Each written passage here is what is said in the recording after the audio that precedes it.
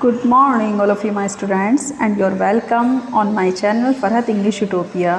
Channel का नाम आप अच्छे से जानते हैं और आप अब ये भी जान गए होंगे कि इस चैनल पर आपको प्रिपरेशन कराई जा रही है इंग्लिश लिटरेचर से रिलेटेड किसी भी एग्ज़ाम की, फिर चाहे वो एग्ज़ाम आपका UGC NTA नेट का हो, क्योंकि जो प्रैक्टिस सेट मैं आपको यहाँ पर प्रिपेयर करा रही हूँ वो सब प्रैक्टिस सेट इस तरह के हैं कि इंग्लिश लिटरेचर से रिलेटेड कोई भी क्वेश्चन अगर कभी भी आपसे टकराएगा या आपका सामना होगा उस क्वेश्चन से इंग्लिश लिटरेचर के, तो आप कभी भी उसका रॉन्ग आंसर या रॉन्ग ऑप्शन नहीं देंगे, क्योंकि आपकी इतनी प्रैक्टिस हो चुकी होगी।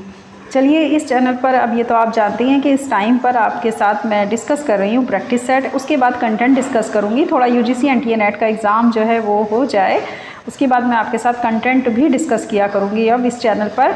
तो लिहाजा आप बने रहिए इस चैनल पर और बिना स्किप किए पूरी वीडियो देखिएगा। मोस्ट इंपॉर्टेंट क्वेश्चंस मैं आज आपके लिए यहाँ इस वीडियो में लेकर आई हूँ। अगर किसी को और अच्छे इसमें मतलब वीडियोस देखनी है तो मेरे ही इस चैनल की प्लेलिस्ट में जाकर के आप मेरी प्रीवियस वीडियोस देख सकते हैं और उन्हें जाकर के आप अच्छे से उनसे स्टडी कर सकते हैं। चलिए, अब हम स्टार्ट करते हैं आज का अपना फर्स्ट ऑफ ऑल क्वेश्चन। देखिए, मैंने आज आंसर लिया है क्योंकि ये मैचिंग है। मैचिंग में क्वेश्चन लेने का कोई फ़ायदा नहीं, क्योंकि हमें अपने टाइम को स्पेंड नहीं करना है बल्कि सेविंग ऑफ द टाइम करना है, यानी टाइम की बचत करनी है।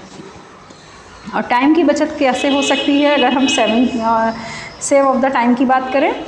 वो ऐसे हो सकती है कि क्यों ना हम सिर्फ वो चीज़ें या उस कंटेंट के ऊपर डिस्कशन करें जो कि हमारे लिए टाइम सेविंग भी हो और प्लस उसमें जो है हमारा ज़्यादा कंटेंट डिस्कस हो जाए। इसीलिए मैं ज़्यादा वीडियो लंबी नहीं बनाती, शॉर्ट ही वीडियो बनाती हूँ ताकि आप आराम से इसको देख सकें और एक ही वीडियो में आपका काफ़ी कंटेंट कवर हो जाए। अब देखिए, इसमें देखते हैं हम ऑप्शन बी। हालांकि option B is correct match था, लेकिन इसमें ये पूछा जा रहा था आपसे कि आपको जो कॉन्सेप्ट दिया जा रहा है, उस जो टर्म्स आपको दी जा रही है उसका कॉन्सेप्ट आप क्लियर करिए, उससे मैच करिए कि कौन सा मैच इसमें करेक्ट है। अब आपके पास जैसे एक टर्म है फार्स, तो फार्स का मीनिंग क्या है, ये इसका क्या कॉन्सेप्ट है, ये आपको जानना है। फार्स है, प्रॉप्स है, म्यूज़िक हॉल, क्लोजेट ड्रामा। तो यहाँ पर जो टर्म्स दी गई हैं उन 4 टर्म्स का रिलेशन आपको अपने ऑब्जेक्ट के साथ या कॉन्सेप्ट के साथ करना था, यही इसमें पूछा गया था। तो हम क्यों ना आंसर ही डिस्कस करें, क्वेश्चंस का कोई मतलब नहीं बैठता है। जाहिर सी बात है, आपको तो आंसर का मतलब है, आपका आंसर सही होना चाहिए। चलिए देखते हैं फार्स। फार्स का कॉन्सेप्ट है characterised by broad humour world in texts slapstick ETC। ये फार्स के कैरेक्टरिस्टिक हैं, मतलब characterised by broad humour world in texts slapsticks ETC। Farce कहा जाता है जिसमें काफ़ी ह्यूमर हो, अपने आप में वो एकदम एंटिक हो, उसी को हम उसी ऐसे कैरेक्टरिस्टिक वाले जो तमाशे होते हैं। फार्स का मतलब तमाशा होता है, ये भी ध्यान रखिएगा। जो तमाशे नहीं पुराने ज़माने में लोग चौराहों पर या गलियों पर किया करते थे, वही फार्स कहलाता है, जिसमें ह्यूमर एक ब्रॉड लेवल पर होता था और दूसरे एक एंटिक जो इश्यूज़ होते थे उनको उठाया जाता था, या मजाक में कोई बात कही जाती थी, वही फार्स कहलाता है। वही तमाशों को ही हम फार्स कहते हैं इंग्लिश में, और इसके यही कैरेक्टरिस्टिक्स होते हैं। भी देखिए हमारी टर्म्स प्रॉप्स। प्रॉप्स क्या है? Articles and objects used on the stage. जब आर्टिकल्स और ऑब्जेक्ट यूज किए जाएं स्टेज के ऊपर तो उसको बोला जाता है प्रॉप्स। सी हमारे पास टर्म है म्यूज़िक हॉल। म्यूज़िक हॉल का कॉन्सेप्ट है variety entertainment of songs comic turns that flourished in England through the late 19th century. Music hall का मतलब है यहाँ पर, अगर हम इस कॉन्सेप्ट को देखें, कि एक बहुत बड़े पैमाने पर गाना वगैरह जो कि इंटरटेनमेंट के लिए गाया जाए, उसके अंदर थोड़ा कॉमिक टर्न्स भी हो। और इंग्लैंड में 19th सेंचुरी के आसपास ये टर्म देखने को मिली और इसका काफ़ी यूज़ किया गया इंटरटेनमेंट के लिए म्यूज़िक हॉल का। डी है आपके पास क्लोजेट ड्रामा। क्लोजेट ड्रामा का कॉन्सेप्ट है drama written to be read rather than acted. Closet drama की सबसे बड़ा कैरेक्टरिस्टिक यही है कि ऐसे ड्रामे पढ़ने से ज़्यादा एक्ट किए जाते हैं। Drama written to be read rather than acted. Closet ड्रामे का सबसे बड़ा जो अगर कैरेक्टरिस्टिक की बात करें तो जैसा मैंने अभी आपको बताया कि ऐसे ड्रामे क्या हो रहा है, एक्टेड, यानी एक्ट उन पर कम किया जाता है लेकिन लोग पढ़ना ज़्यादा पसंद करते हैं। तो drama written to be read rather than acted. Acted से ज़्यादा किस पर ज़्यादा फोकस है? रीड पर ज़्यादा फोकस है। मीन्स लोग पढ़ते ज़्यादा हैं ऐसे ड्रामे को बनिस्बत एक्ट देखने के। इसी को क्लोजेट ड्रामा कहा जाता है। इस तरह से आप इस टर्म्स के को अच्छे से समझ लीजिए कि फार्स का मीन्स क्या है, प्रॉप्स का क्या, म्यूज़िक हॉल का क्या है, क्लोजेट ड्रामे का क्या है। अगर आप ये कॉन्सेप्ट क्लियर कर लेते हैं कि फार्स क्या है, मैंने जैसा बताया कि ये तमाशों को कहा जाता है, प्रॉप्स वो है जिसमें आर्टिकल एंड ऑब्जेक्ट यूज़ किए जाते हैं स्टेज के ऊपर, म्यूज़िक हॉल एंटरटेनमेंट के लिए एक बड़े पैमाने पर गानों का गाना, यानी सॉन्ग्स की वैरायटी अलग अलग तरह से, और प्लस उसमें कॉमिक टर्म्स भी हो। और इंग्लैंड में अगर इसकी बात की जाए तो 19वीं सेंचुरी में इसका काफ़ी यूज़ किया गया एंटरटेनमेंट के लिए म्यूज़िक हॉल का। क्लोजेट ड्रामा एक ऐसे ड्रामे हैं जिनको पढ़ा जो है वो ज़्यादा जाता है बनिस्बत इन पे एक्शन करने के या इन ड्रामों को एक्ट करने के। तो एक्ट की तुलना में अगर हम बात करें तो पढ़ा ज़्यादा जाता है। चलिए ये हो गया आपका। अब फिर से मैचिंग का ही क्वेश्चन है हमारे पास, इसमें फिर से देखिए option A is the correct match critics and there works. यहाँ पर आपसे क्रिटिक्स पूछा गया प्लस उसके वर्क पूछा गया है। तो हमारे पास क्रिटिक्स हैं, यहाँ हम इसे समझेंगे कि क्रिटिक्स हमारे पास कौन से हैं। तो क्रिटिक्स हमारे पास ये हैं और इनका वर्क यहाँ पर है, ठीक है। ऐसे आप देखेंगे। Edward Said culture and imperialism 1993 में एडवर्ड सैड ने ये वर्क किया था, culture and imperialism 1993। Terry Eagleton the illusions of post modernism 1996। तो इन्होंने इस वर्क का नाम क्या रखा? The illusions of post modernism 1996 का लिखा गया वर्क है। फ्रांसिस मुलहर्न का जो वर्क है कॉन्टेम्प्रेरी मार्क्सिस्ट क्रिटिसिज्म 1992, यानी मार्क्सवाद के ऊपर इन्होंने ध्यान दिया। तो Francis Mulhern contemporary Marxist criticism 1992। K M. Newton relates to the theory into practice 1992। मैं जैसा कि आपसे शुरू से कह रही हूँ कि हम आंसर पर ज़्यादा कंसंट्रेशन करेंगे, उसी का डिस्कशन भी करेंगे ताकि आपको ये अच्छे से समझ आए कि हमारी एक तो टाइम सेविंग होगी और प्लस इससे क्या होगा कि हम सिर्फ आंसर के ऊपर जब ज़्यादा कंसंट्रेट करते हैं तो वो आंसर फिर हमें हमेशा के लिए याद भी हो जाते हैं। ये एक साइकोलॉजी भी वर्क करती है इसके पीछे। तो सही ऑप्शन को ही आप याद रखिए, रॉन्ग ऑप्शन पे जाने की ज़रूरत नहीं है क्योंकि अब बहुत ज़्यादा टाइम भी नहीं है, रिविज़न पीरियड है। तो रिविज़न की तरह ही आप रिविज़न करिए, सिर्फ राइट ऑप्शन याद करिए। Edward Said relates to the culture and imperialism 1993। Terry Eagleton the illusions of post modernism 1996। Francis Mulhern contemporary Marxist criticism 1992। K M. Newton theory into practice 1992। Is that clear? Okay, next question लेते हैं अब हम अपना। Next हमारे पास question है which of the following is characterised by the exclusivity of a single character talking to himself. ठीक है, पूछा जा रहा है वो कौन सा प्ले है जिसमें कैरेक्टर अपना खुद का ही सिंगल कैरेक्टर है और खुद से ही वो बातें करता है। आपसे सीधा सीधा ये पूछा गया है और आपके सामने ये दे भी रखे हैं ऑप्शन। लेकिन हम राइट ऑप्शन की बात करें तो क्रैब्स लास्ट स्टेप है वो हमारा प्ले जिसमें कि हमारे पास एक कैरेक्टर है, सिंगल कैरेक्टर, और वो सिर्फ खुद अपने से ही बातें करता है। थोड़ा सा एक्सप्लेनेशन इसलिए जानना ज़रूरी होता है ताकि हमें इसके राइटर का और कब ये पब्लिश हुआ ये सारी चीज़ें पता चल जाए। चलिए एक्सप्लेनेशन देखते हैं। Krapp's last step is a one act play in English by Samuel Beckett. सबसे पहली बात ये याद रखिए कि Krapp's last step written by the Samuel Beckett with a cast of one man. It was written for Northern Irish actor Patrick Magee इसमें जो था एक ही व्यक्ति था जिसने कि इसमें काम किया एक्टर के रूप में।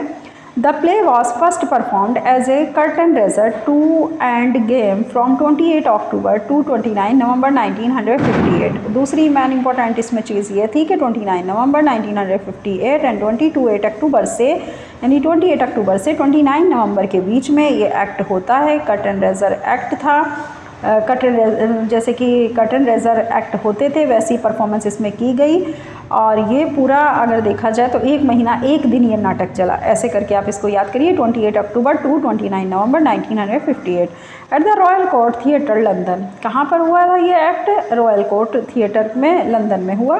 This play is characterised by the exclusively of a single character talking to himself. इसमें केवल एक कैरेक्टर था जो कि अपने से खुद ही बातें करता था।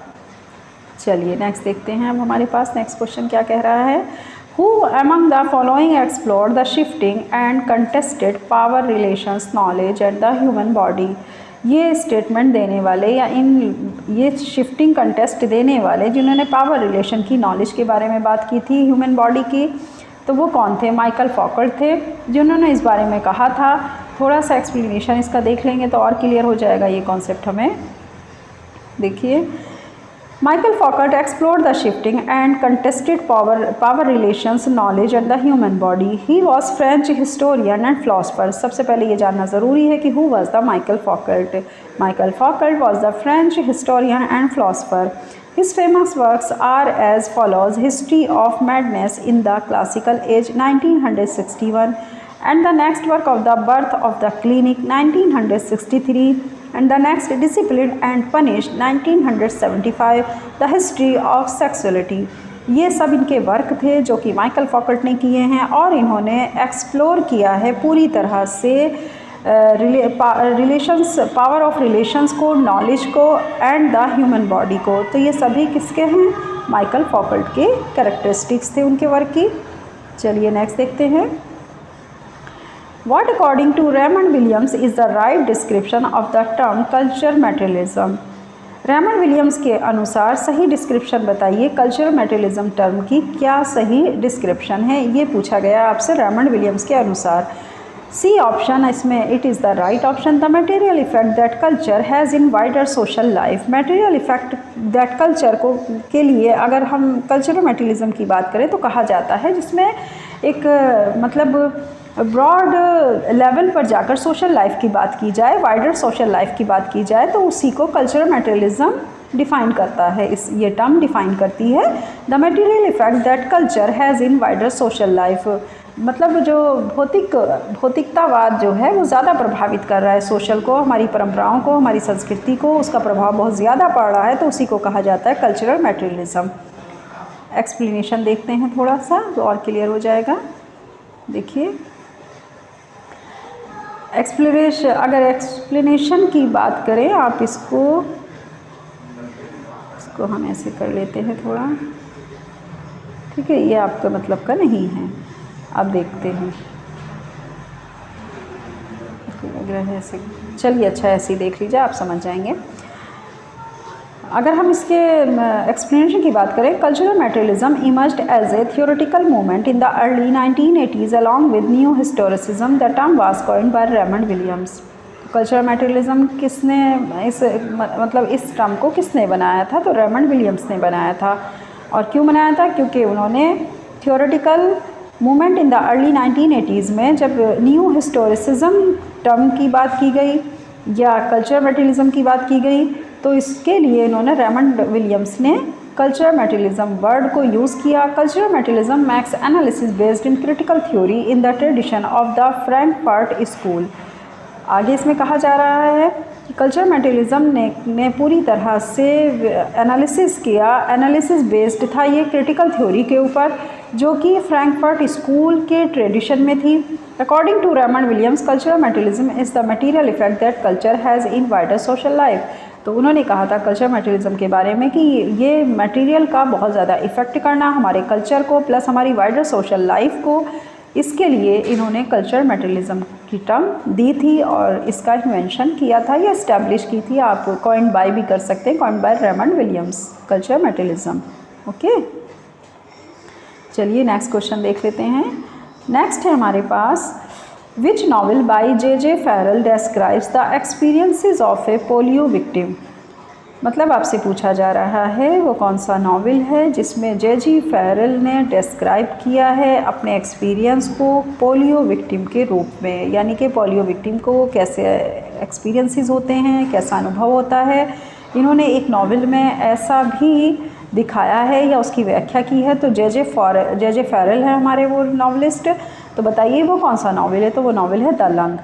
The lung is a novel written by James Gordon Farrell.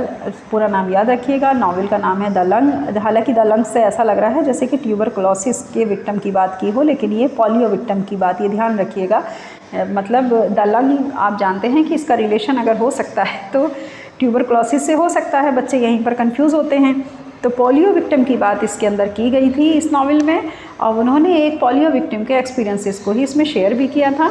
The lung is a novel written by James Gordon Farrell published in 1965।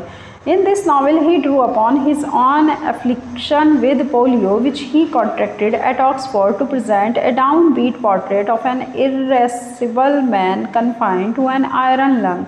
So, this novel describes the experiences of a polio victim. Is that clear? चलिए, the lung था वो novel. Next देखते हैं हम अपना question.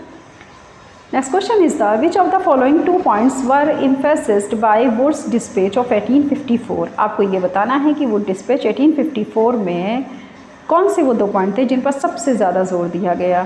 First and fourth. अब हम first and fourth को अगर देख लें तो ज़्यादा बेहतर होगा। फर्स्ट एंड फोर्थ, देखिए इसको आप ऐसे करिए, तो फर्स्ट एंड फोर्थ, ठीक है। फर्स्ट क्या था? Teaching of the English language along with the study of vernacular language, ठीक। फोर्थ क्या है? The importance of female education. 2 point थे जिन पर सबसे ज़्यादा एम्फेसिस किया गया। पहला था मतलब सबसे ज़्यादा दबाव दिया गया या जोर डाला गया। Emphasis means teaching of the English language along with the study of A vernacular languages, यानी इंग्लिश लैंग्वेज में ही टीचिंग कराई जाए, स्टडी कराई जाए। दूसरी चीज़ थी the importance of female education, और फीमेल एजुकेशन पर ज़्यादा ध्यान दिया जाए। 2 बातें इन्होंने ज़्यादा कही, इन 2 पॉइंट्स पर ही ज़्यादा ध्यान दिया गया। First and fourth is the right option. चलिए नेक्स्ट देखते हैं। एक्सप्लेनेशन देख लें थोड़ा सा और क्लियर हो जाएगा हमारा concept.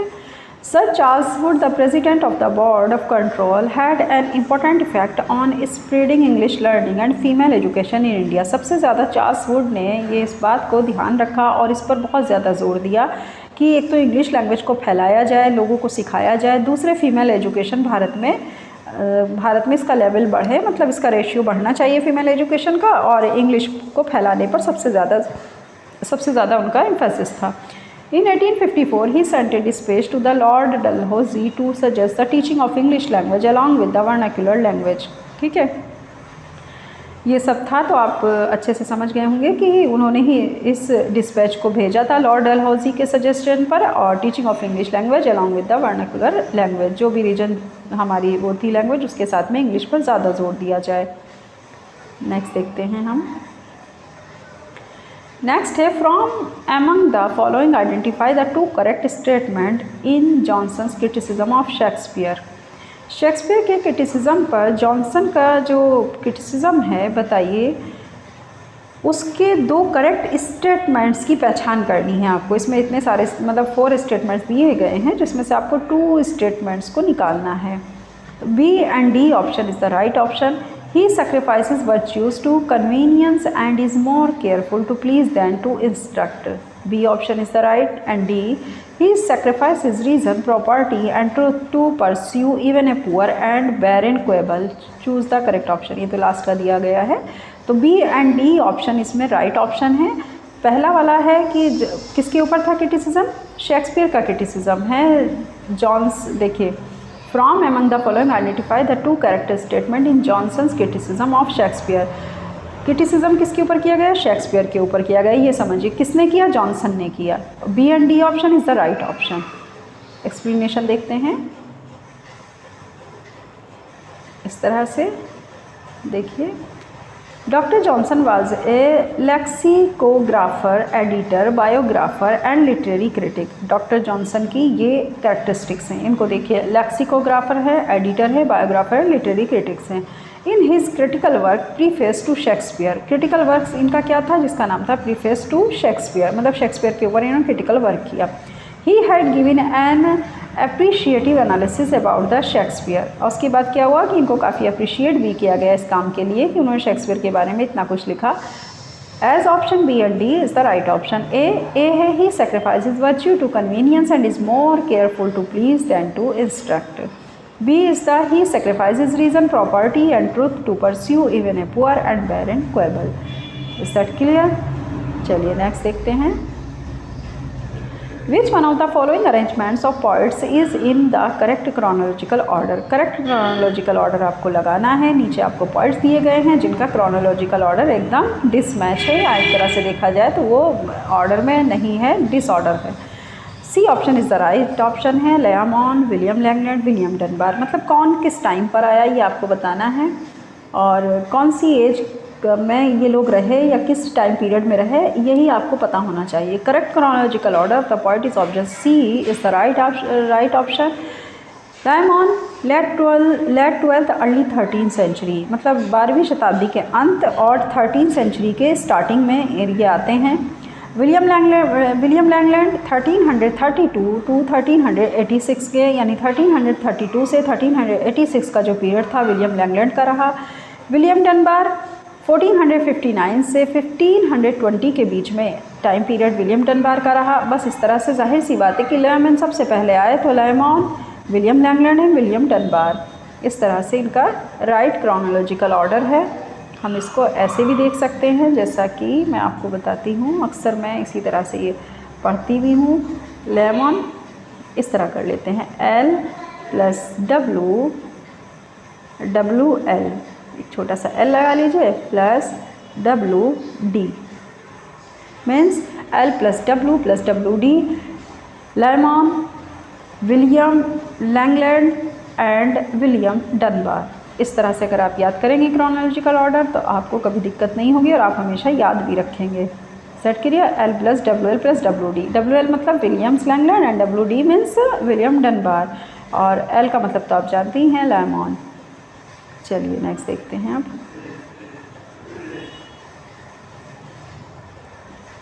Which of the following aptly names the language resulting from the contact of two mutually unintelligible language system?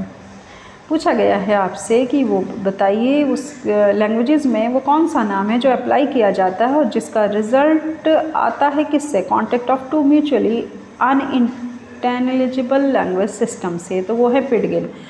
Pidgin is the right option. D option is the right. D. A Pidgin is grammatically simplified means of communication that develops between two or more groups that do not have a language in common. Hence option D is the correct. तो Pidgin क्या है? Grammatical simplified, अगर हम इसको देखें तो एक ऐसा कम्युनिकेशन है जो उन दो लोगों के बीच में डेवलप होता है जो कि एक दूसरे की लैंग्वेज को नहीं जानते। They do not have a language in common, यानी वो एक दूसरे की लैंग्वेज नहीं जानते लेकिन फिर भी कम्युनिकेशन करते हैं। जाहिर सी बात है भाई, कम्युनिकेशन के बिना तो दुनिया चल ही नहीं रही है। तो ग्रामेटिकली सिंप्लीफाइड अगर हम इसके मीन्स को देखें तो कम्युनिकेशन एक ऐसे दो या दो से ज़्यादा ग्रुप्स के बीच में जिसमें कि लैंग्वेज कॉमन नहीं है लेकिन फिर भी वो कम्युनिकेशन करते हैं, तो वो कहलाती है आपकी पिडगिन। चलिए नेक्स्ट देखते हैं। विच ऑफ द फॉलोइंग पोएम्स, थोड़ा सा छोटा कर लेते हैं, अब देखिए। Which of the following poems by Thomas Hart was originally titled by the Century Deathbed? पूछा गया है वो कौन सी पोएम है जो थॉमस हार्ट के द्वारा लिखी गई और वास्तव में उसका नाम स्टार्टिंग में द सेंचुरीज डेथबेड था। तो जब स्टार्टिंग में उसका नाम द सेंचुरी डेथबेड था तो बाद में थॉमस हार्ट ने इसका मतलब उसका नाम जो है वो चेंज किया। ओरिजिनली टाइटल तो उसका वही था, तो वो है C option is the right, the darkling thrush. C option is the right. The Darkling Thrush is one of the Hardy's most anthologized poem. The word darkling means in the dark and has poetic association with Keats or to a nightingale. The poem was written on 31st December 1900 and was first called by the Century's Deathbed. सबसे पहले तो उन्होंने इसका नाम by the Century's Deathbed ही रखा था, लेकिन फिर उसके बाद उन्होंने उसका नाम चेंज किया, The Darkling Thrush रखा। हार्डी की ये मोस्ट एंथोलॉजिस्ट पोएम है। ये सेट क्लियर? ओके, ये ध्यान रखिएगा। इस पोएम को कब लिखा गया? 31 दिसंबर 1900 में। चलिए अब देखिए, वैसे हम यहाँ पर ये क्वेश्चन भी पूछ सकते थे सीधा सीधा, what is the prior knowledge, लेकिन प्रायर नॉलेज ना पूछ के इन्होंने इतना लंबा चौड़ा आपको जो है पहले क्वेश्चन दिया है, फिर आपसे पूछा कि बताइए इसका ऑप्शन कौन सा है। चलिए देख लेते हैं। All in the world now the beauty of the beautiful, and in doing this they have the idea of what ugliness is. They all know the skill of the skillful, and in doing this they have the idea of what the want of the skill is. So it is that existence and non-existence gave birth to the idea of the other. The difficulty and ease produce the idea of the other. That the length and the shortness fashion out the one figure of the other. That the idea of height and lowness arise from the contrast of one with the other. That the musical notes and tones become harmonious through the relation of one with another, and that being before and behind give the idea of one following another. Which one of the following is the correct meaning of the ominous little phrase the idea of in the first sentence of the passage? यानी आपसे पूछा गया इस passage के first sentence में जो the idea of आया है वो सेंटेंस का जो टाइटल का फ्रेज़ है उसका करेक्ट मीनिंग बताइए। तो उसका करेक्ट मीनिंग है प्रायर नॉलेज। अब अगर हम देखें तो what is the prior knowledge, अब ये भी हमें जानना ज़रूरी है। तो प्रायर नॉलेज क्या है भाई, ये देखिए। Prior knowledge is the knowledge the learners already has before they meet new information. इस सेंटेंस का मीनिंग हालांकि आप समझ गए होंगे, लेकिन प्रायर नॉलेज वो नॉलेज है जिसमें कि लर्नर पहले से ही नई इन्फॉर्मेशन को वो जानता हो जो इन्फॉर्मेशन उसको दी जा रही हैं। A learner's understanding of a text can be improved by activating their prior knowledge. क्या कहा गया आगे, a learner's understanding of a text. एक लर्नर्स ये समझ रहा है कि टेक्स्ट में क्या दिया गया है और वो उसको और भी अच्छा इम्प्रूव कर सकता है अपनी एक्टिविटी से, प्रायर नॉलेज के आधार पर। मतलब अगर उसको पहले से इन्फॉर्मेशन से, तो जाहिर सी बात है वो न्यू इन्फॉर्मेशन से अगर मिलता है तो क्योंकि वो पहले से ही जानता है तो उसमें अपनी एक्टिविटी दिखा करके वो कुछ और भी ऐड कर सकता है या उसे समझ सकता है या उसके अंदर इम्प्रूवमेंट कर सकता है। Prior knowledge before dealing with the text and developing.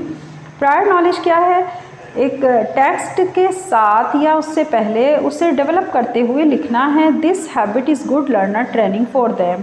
एक अच्छे लर्नर के लिए बड़ी ही अच्छी ट्रेनिंग है। So the correct meaning of the ominous little phrase the idea of in the first sentence of the passage is option prior knowledge. ठीक है, तो प्रायर नॉलेज क्या है भाई, आपसे ये जो पैसेज दिया गया था फिर उसके बाद ही उसी पैसेज को आपके सामने दोबारा से रिपीट किया गया।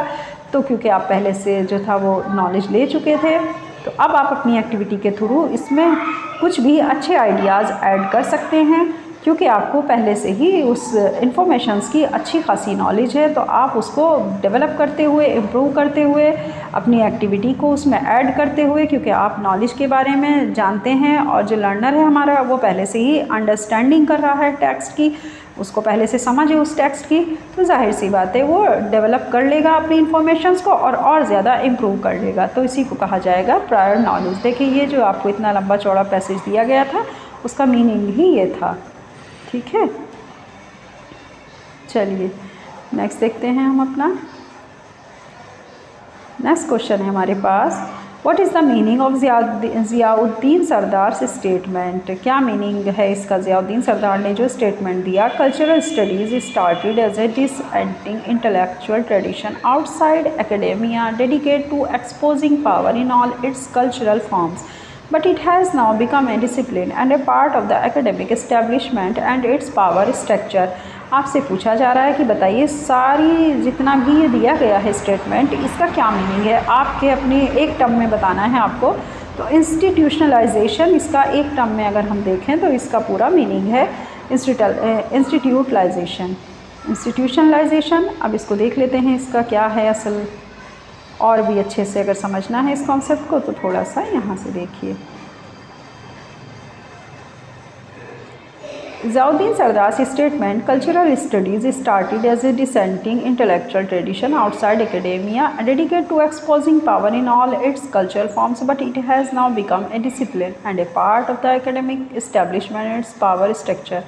Institutionalisation means Institutionalization refers to the process of embedding some conception within an organization, social system or society as whole। अब आपको बहुत अच्छे समझ आ गया होगा कि ज़ियाउद्दीन सरदार ने जो स्टेटमेंट दिया कल्चरल स्टडीज़ से स्टार्ट करके, तो जाहिर सी बात है वो इंस्टीट्यूशनलाइजेशन टर्म को हमारे रेफ़र कर रहा है या इस टर्म्स को बता रहा है कि इसका मीनिंग ये है, और ये रेफ़र करता है उस प्रोसेस को जिसमें कि कुछ जो है मतलब कॉन्सेप्शन होता है एक ऑर्गेनाइजेशन के साथ, सोशल सिस्टम के साथ, सोसाइटी एज ए होल, और पूरी सोसाइटी के बारे में इसमें ज़ोर देकर या उसके जो है कॉन्सेप्ट को क्लियर करते हुए बात की जाती है। इस प्रोसेस को ही इंस्टीट्यूशनलाइजेशन कहा जाता है। चलिए नेक्स्ट देखते हैं, what is the meaning of langue in Saussurean linguistics. आपको ये बताना है कि सुजूरियन लैंग्विस्टिक क्या है और इसका क्या अर्थ है लैंग्वेज में। तो B and D option is the right option. An organize system of difference and D is the language in the abstract sense. Is that clear. मतलब लैंग्वेज में सिजोरियन लिंग्विस्टिक का मीनिंग है कि एक सिस्टम को organise करना अलग अलग तरीके से, और दूसरा एब्स्ट्रैक्ट सेंस जो है हमारा लैंग्वेज में, language in the abstract sense, language को एब्स्ट्रैक्ट सेंस में समझना, ना कि ऑब्जेक्ट सेंस में। ठीक है, चलिए यहाँ पे देख लेते हैं। Ferdinand de Saussure was a Swiss linguist and semiotician. अब आप इसको समझिए कि ये आइटम कहाँ से है, किसने इसको coined by the Ferdinand de Saussure was a Swiss linguist and semiotician in his course of general linguistics. Ferdinand de Saussure introduce term langue. इन्होंने सबसे पहले इंट्रोड्यूस किया इस टर्म को, जिसका नाम था langue. Language and parole. According to him, language means language in the abstract sense and an organized system of differences। इन्होंने ही सबसे पहले लैंग के मीनिंग को लैंग्वेज में बताया कि ये एब्स्ट्रैक्ट सेंस होता है, लैंग्वेज बोलने का तरीका, लैंग्वेज समझने का तरीका। तो क्या है ये, जाहिर सी बात है एब्स्ट्रैक्ट सेंस है। And an organize system of differences, और ऑर्गेनाइज कहाँ से होता है, अलग अलग माध्यमों से, अलग अलग तरीक़ों से, अलग अलग विभिन्न प्रकार के सिस्टम से ये एक जगह ऑर्गेनाइज्ड होता है। Langue is a composite of all the traits of a language. Langue क्या है, लैंग अपने आप में एक संगठित रूप है अलग अलग लैंग्वेज के ट्रेड्स का। जो सभी ट्रेड्स हैं वो सब मिलके क्या कर रहे हैं, लैंग को कंपोजिट कर रहे हैं। Think of it as a big container that host all the parts of language as we use it.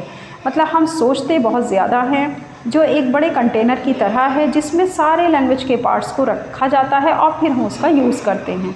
ये आपको बहुत अच्छे समझ आ रहा होगा कि ये किस तरह से पूछा गया था। यही वाला क्वेश्चन हमसे UGC NTA NET ने ये पूछा था।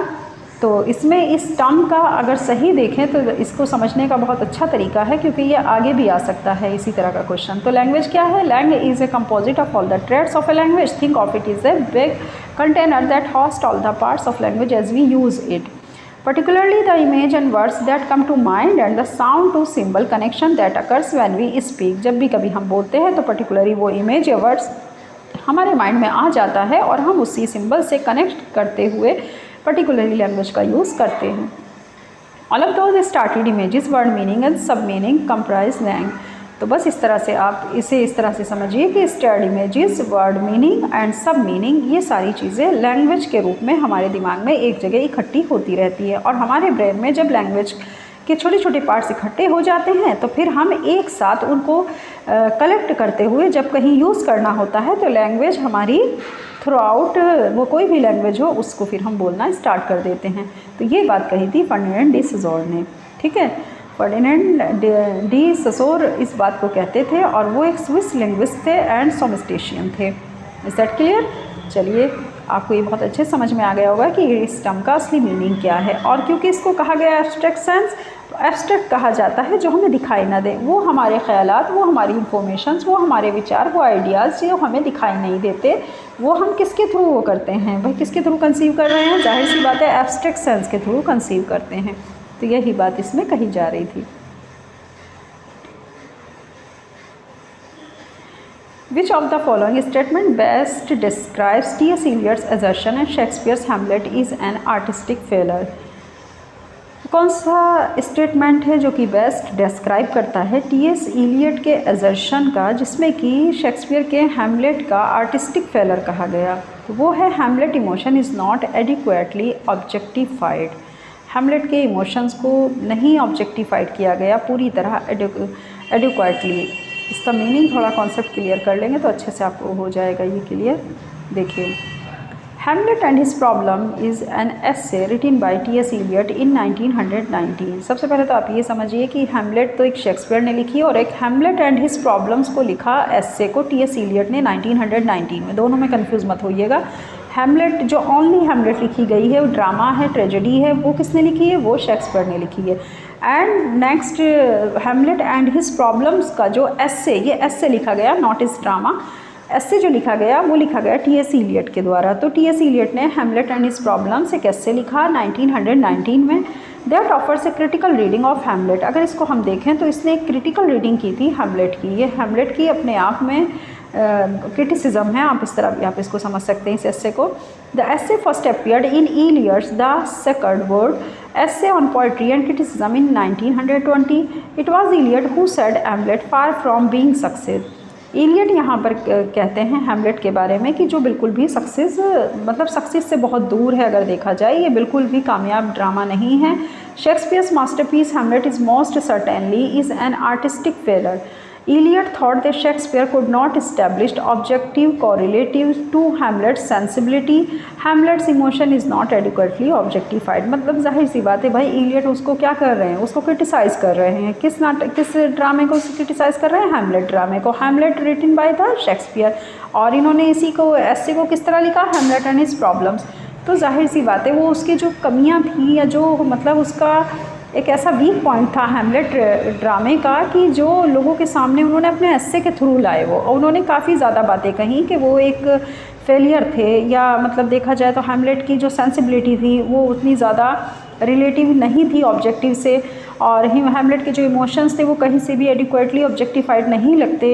दूसरी चीज़ उन्होंने कहा कि ये मतलब जो है Hamlet far from being success, Hamlet success से बहुत दूर है। शेक्सपियर के मास्टरपीस हैमलेट को माना जाता है, लेकिन वो इस चीज़ को फेलियर मानते हैं कि आर्टिस्टिक रूप में वो फेलियर रहे, और ये हैमलेट एक बहुत अच्छा जो था ड्रामा नहीं है। इन्होंने उसके वीक पॉइंट को बताया था, बस आप इस चीज़ को ध्यान रखिएगा। दोनों का डिफरेंस महसूस करिए, एक है ओनली हैमलेट ड्रामा एंड एक है Hamlet and his problem essay. Set clear? चलिए अब इसमें कुछ हमारे पास कैरेक्टर हैं, वर्क हैं और नॉवलिस्ट है। इसको आप ऐसे ही देखिए थोड़ा सा, जैसे कि कैरेक्टर है captain Ahab. Captain Ahab, work है मॉबी डिक एंड नॉवलिस्ट हैं हरमन मेलविल। इसको आप ऐसे ही याद कर लेंगे तो बहुत अच्छा रहेगा, क्योंकि ये प्रीवियस ईयर के जो क्वेश्चन है उन्हीं से निकाला गया है। ये जो हम इस क्वेश्चन को रख रहे हैं आपके सामने, या ये टॉपिक जो रख रहे हैं। Hester Prynne the Scarlet Letter. Hester Prynne कौन है? कैरेक्टर है। वर्क क्या है? द स्कारलेट लेटर है। एंड नॉवलिस्ट कौन है? Nathaniel Hawthorne. Nathaniel Hawthorne novelist हैं, वर्क द स्कारलेट लेटर है, एंड हेस्टर प्राइनी इसके कैरेक्टर हैं। नेक्स्ट कैरेक्टर देख लेते हैं, Roderick Usher. Roderick Usher the Fall of the House of Usher essay. ये वर्क का नाम है, the Fall of House of Usher essay. Novelist हैं Edgar A Poe. Edgar A Poe ये नॉवलिस्ट हैं। डेजी मिलर कैरेक्टर हैं। Daisy Miller, work है Daisy Miller novella. Daisy Miller novella ये वर्क है। नॉवलिस्ट कौन है? Henry James. तो हमारे पास नॉवलिस्ट है Henry James, relates work to the Daisy Miller and the character is the Daisy Miller. हालांकि ये तो मैच ही कर रहे हैं, तो आप अच्छे से याद कर ही लेंगे। देखिए रॉड्रिक यूशर में कभी कभी ना कुछ मैचिंग मिला लिया करिए शॉर्ट ट्रिक में। Captain Ahab, Moby Dick, Herman Melville, ये इसके कैरेक्टर, वर्क और नॉवलिस्ट हैं। अब बी देखते हैं, हेस्टर प्राइनी। हेस्टर प्राइनी में द स्कारलेट लेटर है, नथेनियल हाउथॉर्न है। रॉड्रिक यूशर में यूशर के नेम से ही थोड़ा सा पहचानने की कोशिश करिएगा, अगर ये आ जाता है क्वेश्चन तो the Fall of the House of Usher essay. Usher essay से ही इसका मैच होगा। एडगर ए पो हैं। डेजी मिलर में मिलर है, डेजी मिलर नोवेला है, एंड हेनरी जेम्स इसके नॉवलिस्ट हैं। तो Daisy Miller and Daisy Miller, ठीक है। चलिए नेक्स्ट देखें। नेक्स्ट क्वेश्चन इज द, थोड़ा सा इसको जूम कर लेते हैं, देखिए। Which one of the following groups of novelists has in the given order Captain Ahab, Hester Prynne, Roderick Usher and Daisy Miller as character in their novels? ये next question नहीं है, बल्कि उसी क्वेश्चन का मैंने आपके साथ आंसर पहले डिस्कस कर दिया, क्वेश्चन बाद में आया है, ठीक है। कोई बात नहीं, क्वेश्चन इसी तरह पूछा गया था। थोड़ा सा इससे आप जो है अपना ये कर सकते हैं कि क्वेश्चन किस तरह पूछा गया था, ये आने वाले टाइम में हो सकता है उसी तरह पूछा जाए जैसे मैंने आपके साथ आंसर डिस्कस किया है। लेकिन ये जानना भी ज़रूरी है कि किस तरह से पूछा गया था। तो इसमें पूछा जा रहा है वो कौन सा ग्रुप है नॉवलिस्ट का, जो कि हमने ऑर्डर में दिया है। अब इनका वर्क और नॉवल बताइए। हरमन मेलविल, नैथनियल हाउथॉर्न, एडगर ए पो, हेनरी जेम्स, ये इसका राइट क्रोनोलॉजिकल ऑर्डर है। ये उनके, अगर हम नॉवल की बात कर रहे थे, कैरेक्टर की बात कर रहे हैं, तो नॉवल एंड कैरेक्टर इसके इस तरह से थे, ठीक है। ऐसे करके आप इसको अच्छे से याद करिए, समझने की कोशिश करिए। और अगर आप ये प्रैक्टिस सेट मेरे साथ इसी तरह अपने क्वेश्चंस अटैम्प्ट कर रहे हैं तो इंशाल्लाह आप ज़रूर कामयाब होंगे, क्योंकि मैं काफ़ी मोस्ट इम्पॉर्टेंट क्वेश्चंस आपके साथ डिस्कस कर रही हूँ अपने इस चैनल पर। इसका नाम है फरहत इंग्लिश यूटोपिया। तो लिहाजा आप इसी तरह चैनल पर बने रहिए, और चैनल को लाइक, सब्सक्राइब, शेयर तो आप जानते ही हैं कर दीजिएगा ज़्यादा से ज़्यादा स्टूडेंट्स को, ताकि वो लास्ट मोमेंट पर अपनी जो प्रिपरेशन है उसको अच्छे से करते रहें। और ज़्यादा से ज़्यादा इन प्रैक्टिस सेट को लगाने की कोशिश करिए, ताकि आपका जो राइट ऑप्शन है आप उस तक अपने सही आंसर की तरफ पहुँचें। और कहीं भी कंफ्यूज होने से बचें। ये मेरा जो है एक इफ़र्ट है आप लोगों के लिए, ताकि आप अच्छे से, सबसे पहली बात तो मैंने जैसा कि आपको बताया, मैं इसीलिए इंग्लिश और हिंदी दोनों में आपके साथ डिस्कशन कर रही हूँ, ताकि जो हिंदी मीडियम वाले बच्चे, उनके साथ अक्सर ये प्रॉब्लम आती है कि वो क्वेश्चन क्या पूछा जा रहा है उसका सही मीनिंग नहीं पकड़ पाते, तो उन्हें समझ नहीं आता कि इसका राइट ऑप्शन क्या होगा। इसीलिए हिंदी इंग्लिश डुअल लैंग्वेज में आपको पढ़ाया जा रहा है।